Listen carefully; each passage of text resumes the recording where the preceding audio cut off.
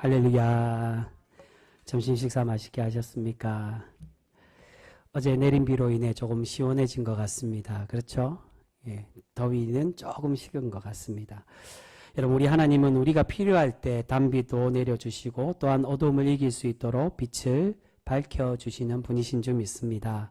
우리가 항상 주님의 은혜와 사랑 안에 거하고 주님만 의지하며 살아가실 수 있는 그런 복된 성도 우리 모두가 되실 수 있기를 주님의 이름으로 축복합니다. 여러분, 오늘 말씀에서 예수님은 우리에게 천국에 대하여 설명하기 위해서 어떤 비유를 들어오고 계십니까? 혼인잔치에 참여하는 10처녀에 대한 비유를 우리에게 말씀해 주고 있습니다. 그래서 오늘 이 말씀 흔히 10처녀 비유라고 그렇게 이야기합니다.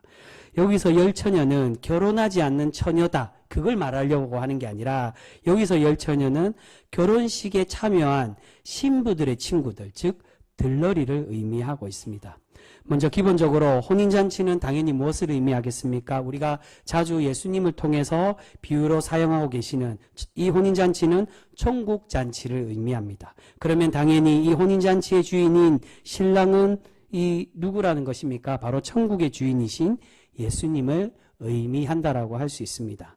그렇다면 과연 오늘 사실 더 중점적으로 이야기하고자 하는 이 비유의 제목인 이 10처녀, 신부의 친구들은 무엇을 의미할까요? 보통 예수님께서 천국 비유, 이 혼인잔치 비유하시면 신랑이 예수님이며 예수님이 신랑 되시면 당연히 신부가 주님의 성도들로 이야기하는데 오늘은 신부는 등장하지 않습니다. 바로 이 10처녀가 바로 주님의 천국잔치에 초대된 교회의 성도들이라고 그렇게 이야기합니다. 그런데 갑자기 예수님은 이 10처녀를 슬기로운 5처녀와 미련한 5처녀로 그렇게 구별하시며 설명해 주고 계십니다. 우리 그 말씀 2절에서 4절까지 말씀입니다. 2절에서 4절까지 말씀 우리 같이 읽겠습니다. 다시 한번 읽습니다. 2절에서 4절 같이 읽습니다. 시작. 그 중에 5은 미련하고 5은 슬기 있는 자라. 미련한 자들은 등을 가지되 기름을 가지지 아니하고 슬기 있는 자들은 그릇에 기름을 담아 등과 함께 가져갔더니. 아멘.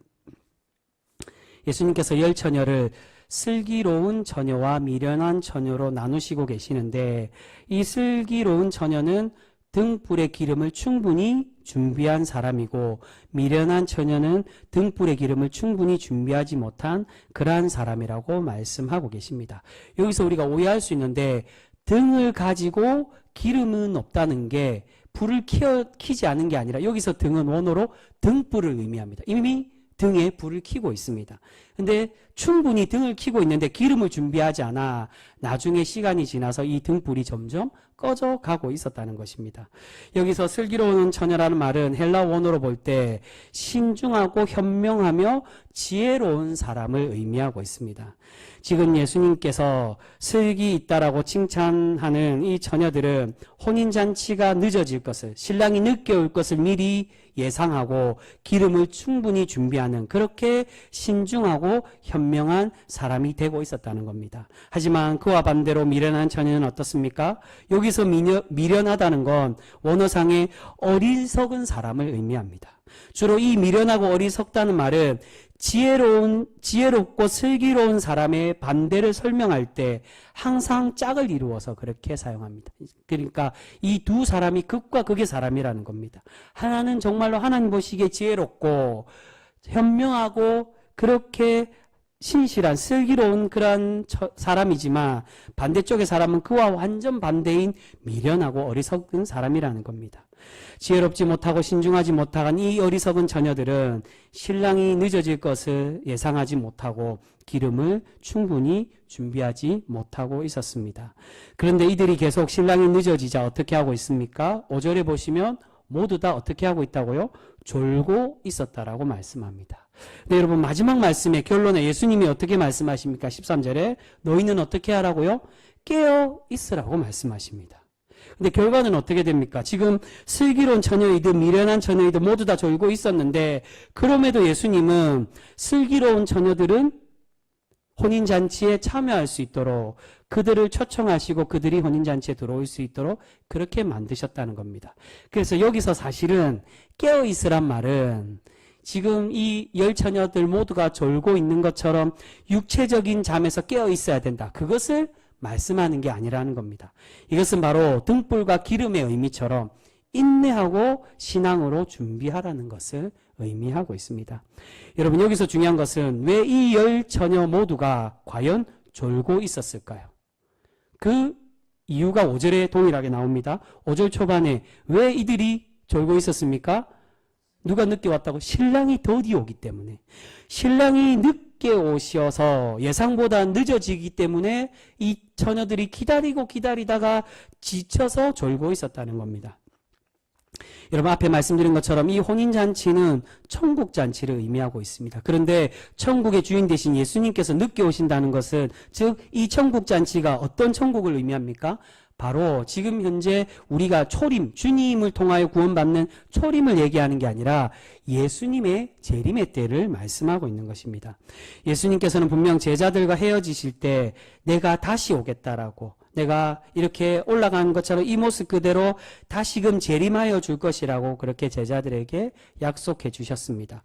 그래서 제자들은 주님께서 자신들이 살아있을 때 내가 이 모습으로 너희를 만나러 오겠다라고 하셨기 때문에, 아, 우리를 정말로 만나러 오시는구나라고 생각하여 우리가 살아있을 때 주님이 분명히 오실 거다, 우리를 만나러 오실 거다라고 그렇게 생각하며 기대하고 주님을 기다리고 있었습니다.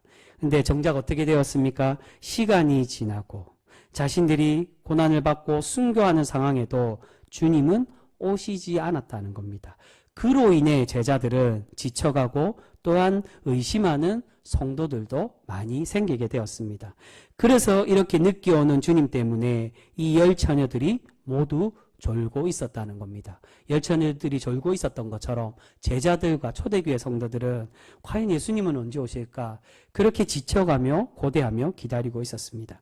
그런데 신랑 되신 주님께서 그렇게 졸고 있던, 더디 오고 늦게 오시다가 갑자기 예수님이 오신다는 소식을 듣게 되었습니다. 그래서 준비하고 있던 처녀들이 부랴부랴 급하게 신랑을 마중하러 그렇게 나갔는데, 문제는 기름을 충분히 준비한 슬기로운 처녀들은 신랑을 맞을 수 있었지만, 그러나 그와 반대로 미련한 그러한 이들은 기름을 준비하지 못하였기에 등불이 점점 꺼져 가고 있었습니다. 그래서 급히 기름을 구해야만 했는데, 근데 여기서 특이한 광경이 나오고 있습니다. 그 모습이 8절과 9절 말씀입니다. 8절과 9절 우리 같이 읽습니다. 시작.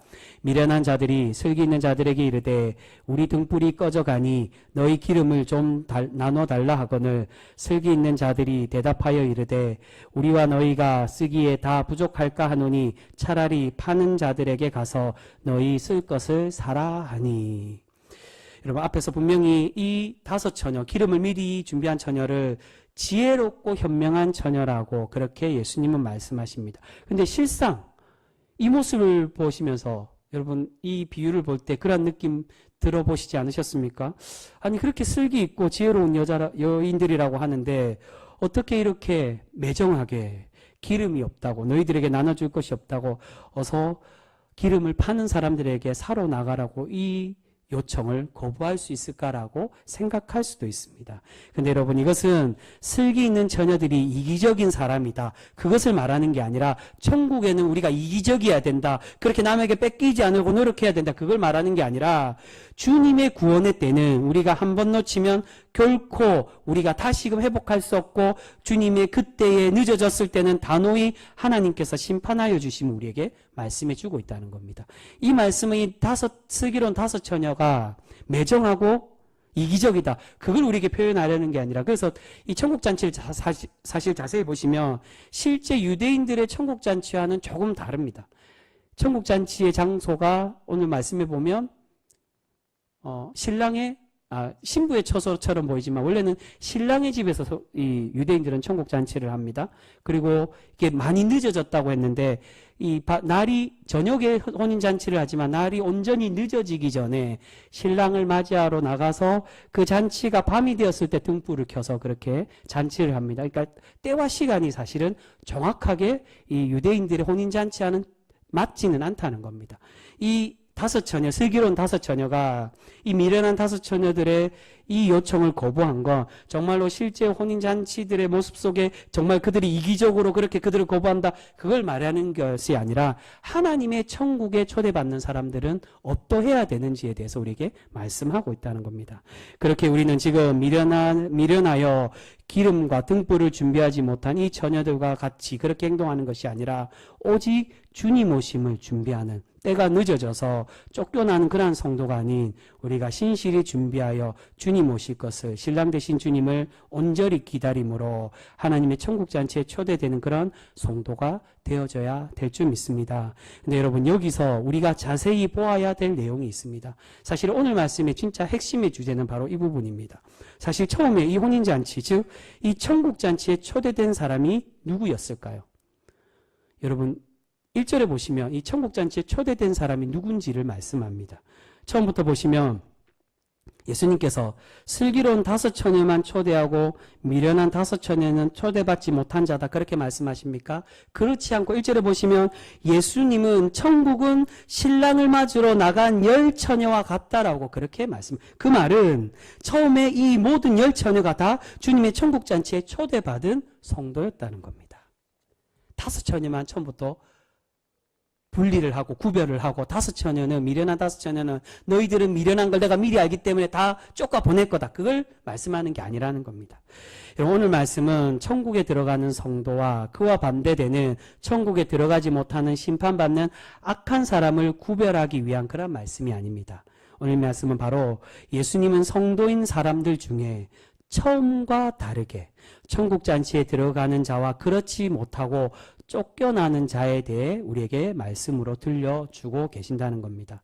여러분, 그렇다면 여기서 미련한 다섯 처녀, 이 표면적인 건 기름을 준비하지 못했기 때문에 분명히 쫓겨난 거지만, 그런데 이 미련하다라고 그렇게 기름을 준비하지 못한 이 다섯 처녀들은 처음과 다르게 왜 천국잔치에 들어가지 못한 것일까요?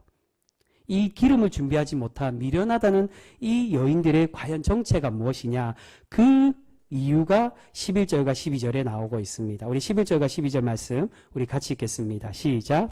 그 후에 남은 처녀들이 와서 이르되 주여 주여 우리에게 열어주소서. 대답하여 이르되 진실로 너희에게 이르노니 내가 너희를 알지 못하노라 하였느니라. 아멘. 남은 처녀들이랑 들어간 이후 다섯 처녀와 다르게 들어가지 못한 기름을 구하러 간 그 나머지 미련한 처녀 다섯 처녀를 말합니다. 근데 이들이 문이 닫히고, 천국 문이 닫히고, 사실은 혼인잔치 때는 문을 닫지 않는다라고 말합니다. 근데 이게 단순히 진짜 유대인들 혼인잔치를 말하는 게 아니라 천국잔치를 말하기 때문에 예수님은 늦어진 그러한 혼인잔치에 이들을 받아들이지 않기 위해서 문을 닫고 계십니다. 그 문을 닫았을 때 미련한 처녀들이 이제 기름을 구해왔다라고, 주여 열어달라라고 그렇게 간청을 하고 있습니다. 그런데 그 간청에 신랑 되신 예수님이 이들을 어떻게 거부하며 말씀하십니까? 내가 너희를 알지 못한다라고 말씀합니다. 여러분, 이상하지 않습니까? 분명히 10명을 다 이 천국의 들러리로 초대를 하셨는데, 천국에 구원받는 성도로 그렇게 불러주셨는데, 그러면 이들을 예수님께서 초대하시고 신부가 초대한 걸 알고 있을 건데, 왜 예수님은 너희들이 기름이 없어서 너희들을 드리지 못한다고, 너희들이 미리 준비하지 못했기 때문에, 신실하지 못한 이들이기 때문에 내가 너희들을 들어오지 못하게 그렇게 할 것이라고 말하는 게 아니라 아예 내가 너희를 알지 못한다라고 그렇게 말씀하고 계신다는 겁니다. 여러분, 이 말씀은 사실 앞에 예수님이 산상수훈에 말씀하신 7장 21절과 23절의 말씀을 인용하시며 그 의미로 우리에게 설명하고자 우리에게 그렇게 말씀해 주고 있는 본문이라고 할 수 있습니다. 여러분, 지난주에도 제가 7장 21절과 23절 말씀을 이야기 드렸습니다. 그 말씀에 예수님께서 어떻게 말씀하십니까? 나더러 주여 주여 하는 자마다 천국에 들어갈 것이 아니요 어떻게 하면 들어간다고요? 하나님 뜻대로 행하는 자라에 들어간다고. 그리고 23절에 가서 이 불법을 행하는 자들아, 그리고 어떤 존재라고 말합니까? 내가 너희를 도무지 알지 못한다라고 예수님은 말씀하여 주고 계십니다. 오늘 지금 이 다섯 처녀들에게 말씀하시는 것과 동일하게 그렇게 처녀들이 주여 주여 열어달라라고, 천국에 들어가겠다라고, 주님 주님 그렇게 외친다고 주님이 천국문으로 그 혼인잔치에 초대하고 들어오게 하는 게 아니라 그 불법한, 미리 준비되지 못한, 기름을 준비하지 못한 미련한 처녀들에게 내가 너희를 알지 못한다라고 그렇게 말씀하신다는 겁니다. 지금 예수님은 겉으로 보기에는, 또한 처음에는 예수님을 믿는 것 같고 천국의 백성인 것 같이 보이지만 하나님의 뜻이 아닌 불법을 행하는 사람들은 천국에 들어가지 못한다라고 그렇게 경고하고 계십니다. 그렇다면 지금 처음에는 초대는 받았지만 결국 쫓겨나는 사람이라는 것은 이들이 어떠한 존재라는 것을 말합니까? 그것은 바로 13장에 나오는, 마태복음 13장에 나오는 가라지와 같은 존재임을 의미하고 있습니다. 예수님은 지금 이전에 잘 믿다가 잠시 한눈을 팔고 준비하지 못하고 인내하지 못한 사람들을 잔인하게 내어 쫓는 것이 아니라 그날에 참 성도답지 못한, 인내가 없고 믿음으로 견디지 못하는 그 가라지를 구별하시겠다라고 그렇게 말씀하고 있습니다. 그러니까 성도로 정말 살아갔는데 나중에 준비되지 못해서 이 사람이 가라지가 아니라 처음부터 가라지여서 이들이 준비하지 못한다는 겁니다. 오늘 이 말씀의 배경은 가라지의 비유가 배경으로 깔려 있습니다. 여러분, 오늘 말씀에서 등불과 기름은 그렇게 중요한 의미가 아닙니다. 그런데 어떤 이들은 자꾸 이 기름이 무엇이며 등불이 무엇인지에 대해서 궁금해하고 이것이 심오한 비밀이 있을 것처럼 그렇게 생각하는 사람들이 많이 있습니다. 주로 어떤 사람들이 그렇게 많이 생각합니까? 이단들이 그렇게 생각한다는 겁니다. 이단들이 이 등불이 특별한 것이라고. 이 등불과 기름이 뭔가 다른 걸 갖고 있다라고. 굳이 말하면 이 등불과 기름은 사실 같은 의미로 볼 수 있습니다. 우리가 굳건한 믿음으로 준비되는 것, 깨어있으라는 건 주님의 이 5 처녀가 기름을 준비하여 등불을 온전히 밝혀서 준비했던 것처럼 너희가 마지막 그때에 깨어서 신실한 신앙으로 준비하라는 것, 그것을 말하는 거지, 특별히 이 등불이 특별한 심오하고 신비한 그런 의미가 있다, 그것을 말씀하는 게 아니라는 겁니다. 여러분, 오늘 예수님은 오신다고 약속은 했지만 계속 늦어지는 주님을 기다리지 못하고 낙심하고 신앙을 버리는 사람들, 그러다 주님께서 갑자기 오시니 그제서야 다시 돌아오겠다라고 문을 열어달라라고 때를 쓰고 미련한 행동을 하는 이들을 쫓아내시겠다라고 그렇게 말씀하고 계십니다. 여러분, 오늘 말씀에 미련한 5 처녀는 가라지와 같은 존재를 의미합니다. 그 말은 처음에는 잘 믿었지만 나중에 변질되어서 우리의 행동으로 탈락된 성도를 말하는 게 아니라 처음부터 성도인 척, 가라지가 알곡 행세를 하는 그러한 존재를 말씀하고 있는 것입니다. 여러분, 예수님은 한번 자녀 삼으시고 백성으로 택하여 주신 이들을 결코 버리시지 않으시는 그러한 하나님입니다. 그것이 바로 칼뱅이 말한 성도의 견인입니다. 잠시 멀어질 수 있지만 하나님의 택함 받는 성도는 영원히 죄로 인해 탈락할 수 없다. 주님이 끝까지 참고 기다려 주신다. 그게 성도의 견인이란 뜻입니다. 바로 돌아온 탕자가 그것을 의미하고 있습니다. 아버지가 애타게 그 둘째 아들이 범죄하고 그렇게 떠나서 방황할지라도 그가 돌아올 때까지 언제까지고 기다리시고 계십니다. 그렇기에 지금 탈락된 이 미련한 5 처녀는 참고 참으시다가 버림받는 백성이 아닌 처음부터 성도 행세를 하는 가라지라고 말씀하고 있는 것입니다. 근데 여러분, 과연 우리 중에 가라지가 누구일까요? 우리 중에도 분명히 가라지는 있을 수 있습니다. 우리는 분명히 누가 가라지인지 알지 못합니다. 그렇기에 우리에게 필요한 것은 우리가 마지막 때에 우리가 함부로 주님께서 13장의 가라지에 비유해서 어떻게 말씀하십니까? 너희가 누가 가라지고 가라지가 아닌지를 판단해서 주님이 마지막 때에 그 가라지를 그렇게 선택해서 솎아내기 전에 너희가 스스로 정죄하고 그들을 뽑지 말라는 겁니다. 잘못하면 진짜 가라지가 아닌 알곡과 같은 성도까지 너희가 잘못해서 뽑을 수 있게 된다는 겁니다. 가라지인지 아닌지는 우리가 판단하는 게 아니라 주님께서 하시는 겁니다. 그러나 우리에게 중요한 것은 그 마지막 때에 내가 혹시 가라지가 되지 않을지, 내가 혹시 가라지가 아닌지, 그렇게 가라지로 판명되지 않도록 믿음을 지키고 하나님의 신실한 구별된 성도, 신랑을 신실하게 진실되게 기다려서 천국잔치에 초대되는, 그렇게 신랑을 기쁘시게 하는 성도로 살아가야 되는 줄 믿습니다. 여러분, 오늘 예수님께서 말씀하시는 것처럼 우리 주님은 언제 오실지 모릅니다. 그렇게 우리는 우리의 신앙이 변질되거나 식어지지 않도록 항상 깨어서 기도하고 준비해야만 합니다.